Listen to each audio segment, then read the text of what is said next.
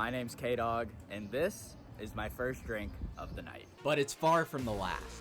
You see, I'm in Las Vegas, and the World Series of Poker is in full swing. But I'm not chasing bracelets. I'm chasing something way dumber. I will be playing poker for the next 24 hours and drinking 24 beers with the goal of making $2,400. I've seen a couple YouTubers play 24 straight hours, but even back then, I knew how this challenge was meant to be done. Also, I'm adding a fourth goal: don't go insane. Anyways, cheers, let's get started. So we're at the Wynn poker room, and my run gets off to a slow start as I have to wait half an hour just to get a seat. Finally, I sit down at 1-3 at exactly 9:33 a.m., which means I'm locked into playing until 9:33 tomorrow. I wind up making a whopping $18 in that game, but more importantly, finish beer number 1 before getting into 2-5. I buy in for $1,000. Hopefully, that's all I'll need. We lose a couple hands before picking up King 6 of hearts in the big blind. The button raises the 30 over 2 limpers. This guy has been active so far this morning. And especially on the button, he could be very light. I make it 130, but he makes the call. We flop a flush draw, and since the board is very wet, I go for a bigger size of 185. Nothing is gonna be that easy for me today though. He calls and the turn's an offsuit 9. Okay, I got myself in a really bad spot and I'm not even drunk yet. So let's think about this. We have 2 gut shot straight draws to go along with the heart draw. If I check, I think he's gonna jam whether he has a big hand or not. And then what? Am I gonna call with my equity only holding king high, or just fold and let it all go to waste? No option seems very good, but I think the best one at this point is to just go all in myself. I jam and he goes into the tank. It would suck to get off to a bad start while I'm still fully conscious, so I'm really hoping he throws his cards away. While he's thinking, the floor asks me if I want a table change, and I give a very calm, relaxed thumbs up. So this will be my last hand at this table, whether I get felted or not. He's going back and forth between his options and finally folds. Let's go. I'll show just because I'm leaving, but I really didn't know what to do, honestly. Okay, so an hour in and we're up $100, right on pace as I move over to the other 2-5 game, which looks a little softer. Then I run into a problem. I can't find the cocktail waitress. It's just one girl for the whole room since it's not quite busy yet, and it takes me forever to get beer number 2. Soon after, I felt a very short stack with one of my favorite hands just as I move on to number 3. I learned my lesson and ordered this one as soon as I could, back on pace. The next 30 minutes are smooth sailing. I'm up $600 just 2.5 hours into this marathon. The poker is easy, the beer is cold, the life is good. Then I get dealt ace-jack suited. There's a straddle and a limp, so I make it 40, but the 8C, who said before the hand even started that he protects his straddle no matter what, 3 bets to 150. This hand is too strong to fold, not strong enough to 4-bet, I call. We flop an ace, so I call another 150 before the flush draw gets there on the turn. Pretty happy to see him check it back, and the river pairs the board with another 9. I think about putting out a small bet, but end up just checking, hoping that he'll check back again, but no. He bets 450. The bet check bet line. So underbluffed. I should probably fold, but then he says something that makes me change my mind. Not much. You have ace king, right? Now, I made it pretty clear already that I was torn between calling and folding. Definitely not raising. And usually when someone asks what you have in this situation, it means they're value betting but not totally sure that they have the best hand. I think it's understood that I don't have a flush or full house, since I wouldn't even think of folding those hands. So if he has ace king like I'm worried about, he should know that he has the winning hand. But something like ace 10 or ace 5 aren't as confident. So I said not much to try to make it sound like I had less than an ace, and he seemed relieved to hear that. So if my hypothesis is correct, he doesn't have ace jack beat, therefore I call. And yeah, he had me beat. My bad. The first real blunder of the day, and I'm only 3 beers in. But after that, smooth sailing again. Not much action, just me finishing number 4 and ordering number 5 like they're free, because they literally are. Then I lose a couple hands, one with this and one with that. Now I'm basically back to even, and for some reason, I decide to add on another $500. I think I just wanted more chips in front of me. Makes me feel like I'm making progress, even if I'm not. I pick up 9-5 of hearts on the button, and let me tell you right now, for the rest of this adventure, I'm not folding anything even resembling a decent hand pre-flop. 5 of us see the flop, which gives us very little help, but when everyone checks to me, let's put out a bet to test the waters. That gets it down to 3 of us, and we turn top pair. Small blind leads out for 85, other guy folds, and I smell a flush draw. And also alcohol, but that might just be me. I call, and the river seems irrelevant. He bets 150 now, and well, I can't really fold this one. He did have a flush draw, but I think he was going for thin value, not bluffing. Either way, we tangle with the same player the very next hand when he 3-bets me. I call and flop the nut straight. I check raise him, but he made a good fold. Now we're back on pace for the $100 an hour, and the room is really filled up since this morning. Then I turn a full house and bet small to keep my customer interested. She calls and then leads the river for the same size. Well, I hope $125 isn't too much because that's what I raised, but I never expected her to put in another raise. I should probably put in another one myself, but I'm a nitty guy, so I just call. It's so sick. You're so lucky. I am lucky. Oh, no, come on.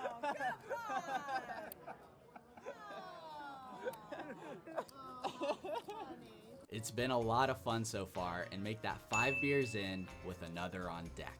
Then I flop a set, make some money, then hit top pair, and make some more. Things are going great. I'm up nearly $1,000 as I dispose of beer number 6. But when I come back to the table, I make an unnecessary bluff that gets raised, so I fold. Then I acquire number 7 and make a value bet, which also gets raised. I fold again. Now I pick up ace 6 in the cutoff. I raise it up to 20 and only the big blind calls. We flop 2 pair on a dangerous board. I bet 20 again, but he check raises to 55. I probably have the best hand right now, and I don't want to let him see another card cheaply. I make it 200, which he calls. Just need a safe turn, and that's not it. Spade draw gets there, and he doesn't even hesitate before moving all in. Ugh. Well, it's not a huge jam, but I'm 90% sure he has a flush, and at this point in the session, I still have some impulse control, so I let it go. That impulse control is fading fast though, as I start beer number 8 and pick up 10-9 offsuit on the button. I raise, get 2 callers, and we see a double jack board. I c-bet, just hoping to take it down, but small blind sticks around.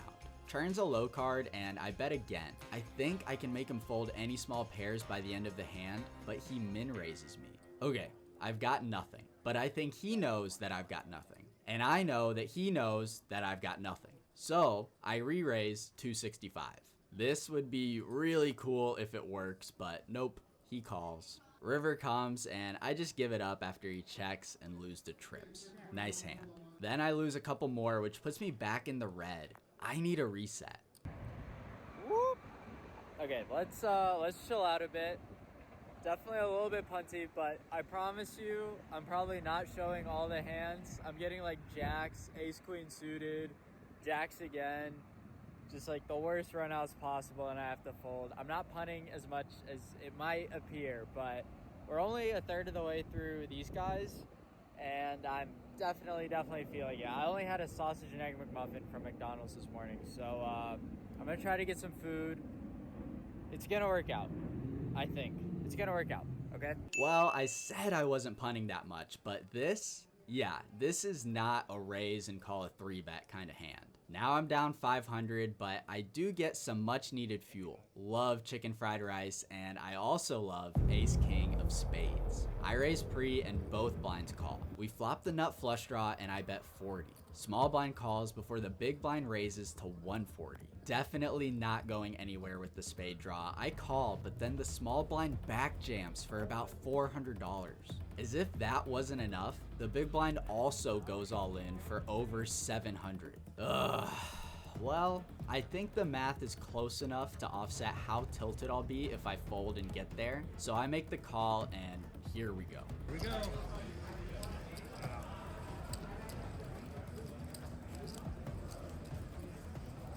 ace? He's got a set of eights. Well, that really sucks. They both had sets. I think I was close enough on the odds, but it doesn't matter now. Pretty sick one, and I gotta rebuy another $1,000. So now I'm in for 2.5K, which is all the cash I brought with me. I still can't seem to win a pot, and I gotta take another walk for another reset. You know, this could have gone a lot of different ways, but I never expected it to go poorly. And I actually mean that. I really thought this would go way better, at least up to this point. The thing to remember is we're only 9 hours in, which isn't a short amount of time, but it is when we're playing for 24 hours. I will say that a couple of days ago, I was down to literally a third of a big blind in the mini main event at the WSOP, and I managed to cash. We still have a chance, so I'm gonna do my best to get even at the win. Either way though, the show goes on. 9 down, only 15 to go. I do start winning a few while drinking that 10th beer. Nothing impressive, but nice to get something going again. But then I 4-bet and totally miss with ace queen and get bluffed by the guy next to me, and I'm trending down again. I want to top up my stack, but I already used up all my cash. So it's time to make an executive decision. The ATM. It says to think and be responsible. I doubt that's what the casino really wants though, so I take out $900 and put 500 of it on the table. Then after starting beer 11, I'm faced with the river raise with pocket kings. I end up randomizing like all the other super pros. So if I flip over the king of hearts, I'll call. If diamonds, I'll fold. Folded it is, and it's a good one because he had 2 pair. Then I put a lot of money in chasing a straight that never came home, and I gotta put that other $400 on the table. Now I'm in for 3.4K and sitting with a lot less. I stack my chips in a fun way and keep playing. But after 11 hours and 11 beers, I'm starting to fade, and not just in the fun way. Let's break it down. So as we take a look at this beers versus energy chart, we can see that I started the day about here. Pretty high energy, and I started drinking beer. And beer is a stimulant initially. So I came up here, then I had some more, but eventually beer is a depressant. So I start going down. With each beer, I go up a little bit, but then go down. And now, after 12 hours, I am way down here. This is a huge problem considering I'm only halfway through. But then I remembered Red Bull gives you wings.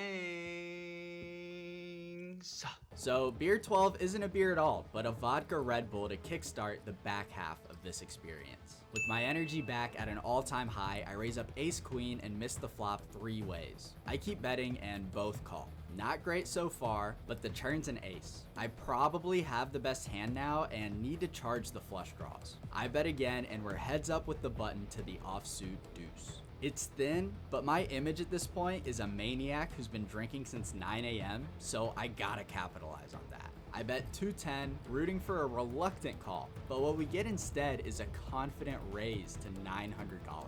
Shit.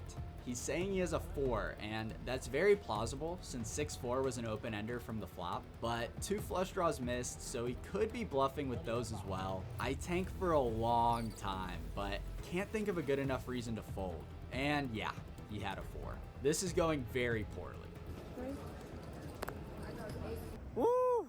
I have a real talent for losing the absolute maximum on any given hand. It's kind of insane. I really meant to go to a bunch of different casinos tonight, and I still want to. The scary thing is that I'm only halfway through this adventure.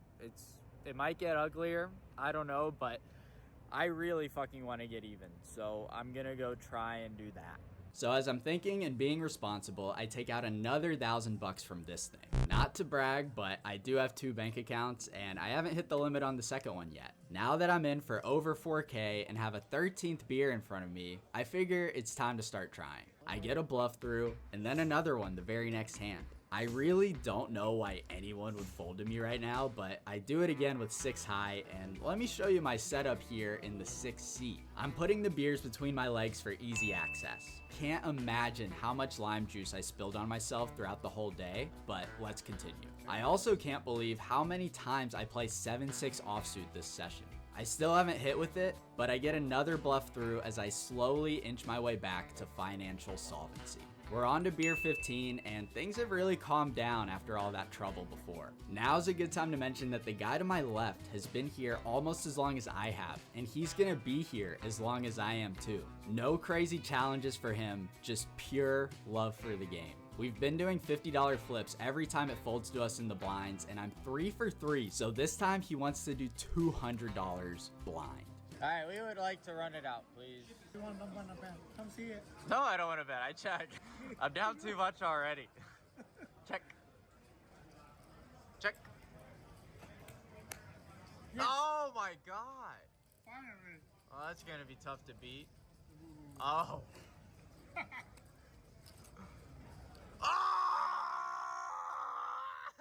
And hey, I'll tell you what, I'm only a double up away from getting even, and there's a lot of time left.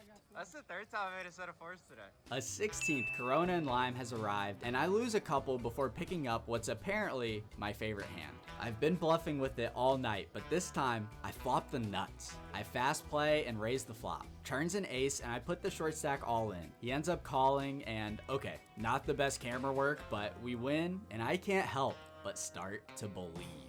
Feeling good, I 3-bet with the suited version of this monster, but get cold 4-bet, so I show off my discipline and fold.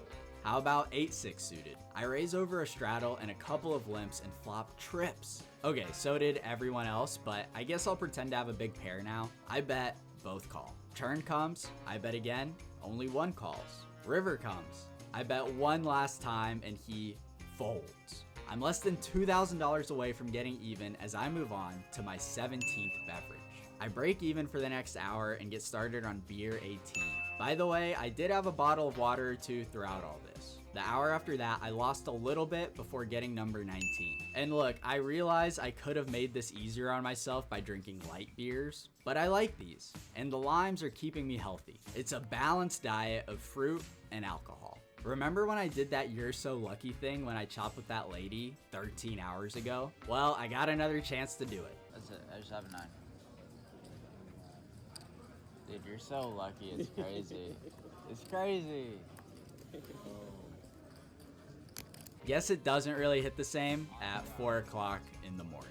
Things have been chill for a while until I pick up pocket deuces on the button. I call a 3-bet from the small blind and we see a fairly dry flop. He bets and I think I got a call at least once. Turns another low card and he checks, which makes me feel much better. I check back and another low card comes on the river. None of these low cards are deuces, but we beat a lot of the hands that he 3-bet with. He decides to bet about half the pot, and remember when I said the bet check bet line is really under bluffed, and then I called anyway and lost? Well, that was 16 hours ago, and I forgot all about it, so I snap call and he had aces. Man, that sucks. I was doing pretty well rebuilding, but I guess it's back to bluffing. I have ace high on the river and only one way to win. I go for it and he tanks for a while before reluctantly folding.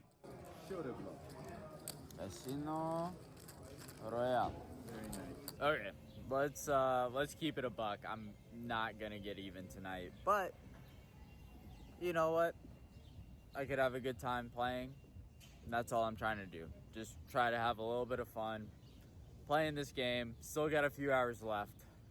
Let's play. We get going on beer number 20. Only a few to go, which cheers me up, so I go for another river bluff just for the 8 seat to go all in. He showed quads, by the way. Then I pick up my new favorite hand again. So of course I raise, but the big blind 3-bets. This would be an excellent time to fold. So naturally, I call. The flop is all hearts, giving us a pair and a small flush draw. He checks and so do I. Turn's not great, but when he bets, I think I have a little too much going on to fold just yet. River's a 4th heart, so I do have a flush, but a very small one. Would be nice if he checked, but instead he bets big, $700.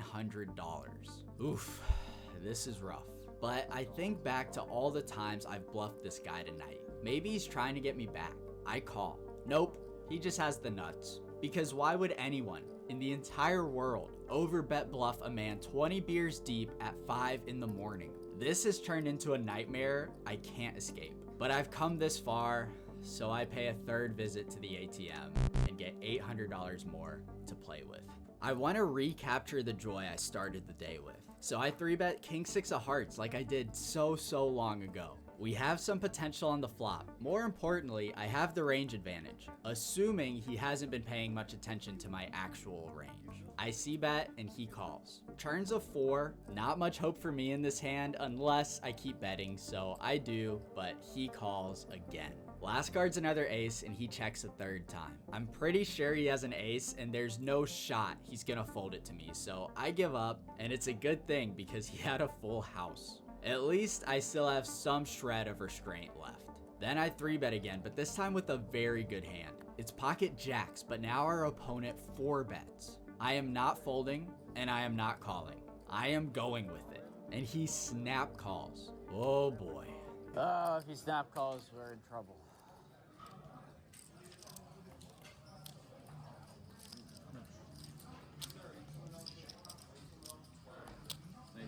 Thanks. Got lucky. All right, now let me tell you why Kobe's not a top 10 player all time. Nothing like talking hoops at 5 a.m. with the boys, huh? I know that Kobe comment is gonna piss a lot of people off, but I'm way too drunk to not speak my mind. Oh, also, how lucky was that? I had no more ATM withdrawals left. We desperately needed that one, or the whole challenge would have ended right there. Instead, I stay in the mix and get dealt aces. I 3-bet a short stack and he goes all in. Call. No further action.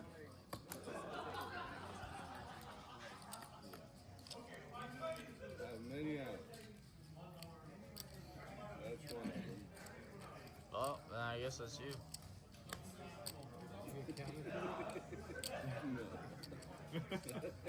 Let's go! I feel like I just came back from the dead. Against all odds, if I can find one more double up in the next 3.5 hours, I can get all those buy-ins back. I finish beer 20 and look down at ace 3 suited. A player raises over a straddle and I have a 3-bet candidate, which, let's be honest, at this stage of my night is just a pure 3-bet. He calls and we don't hit much on the flop. I put out a little bet, which he calls. Turn pairs the 9 and gives us a flush draw. I should probably keep betting, but I check. We get there on the river, but it's a double paired board now, so any 9 or 8 beats us. Still, I feel pretty good until he overbets $500.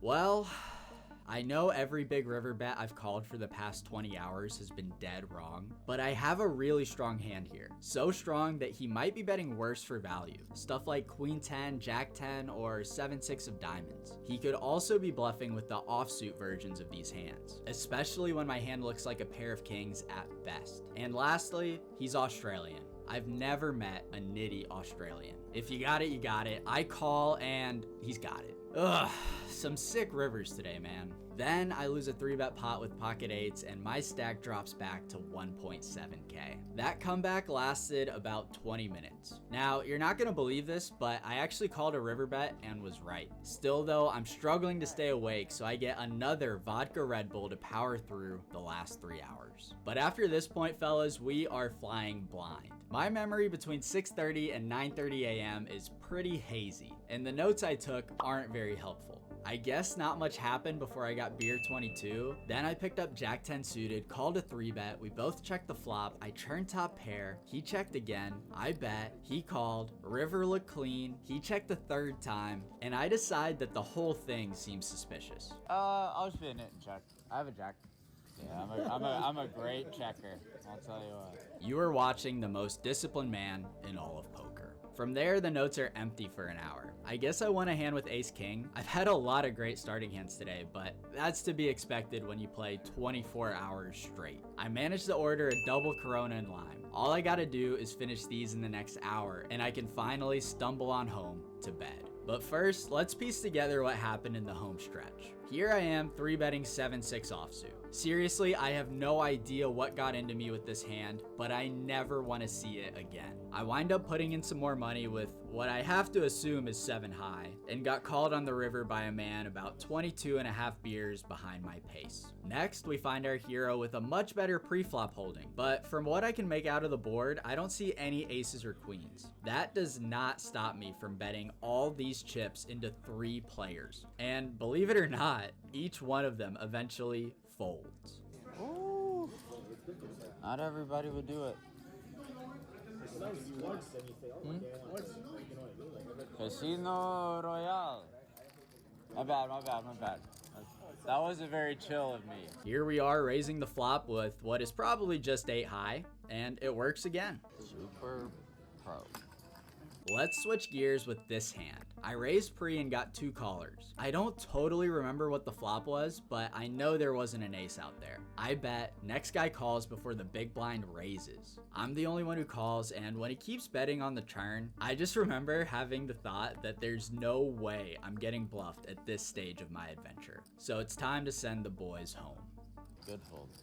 Alright, gentlemen, that's my... I get another super monster and 3-bet before just taking it down on the flop. Then it's another pretty good hand. I call the 3-bet this time, and after squinting at the board for 30 seconds, I finally see that I did not hit this one, so I fold. You know, they say if you can't spot the sucker at the table, that means you are the sucker. And I'm having a hard time finding him. Wait, there he is. Ah, shit, that's me. Well, the beers are finished and the time is 9:38 in the morning. I salvage what I can at the cash out desk. Seriously, do not do this. This was a terrible idea from the start, and I don't encourage anyone else to try. But let's recap the result of this challenge. At the end of the day, 2 out of 3 ain't bad. But what about goal number 4? Okay, I really tried my best.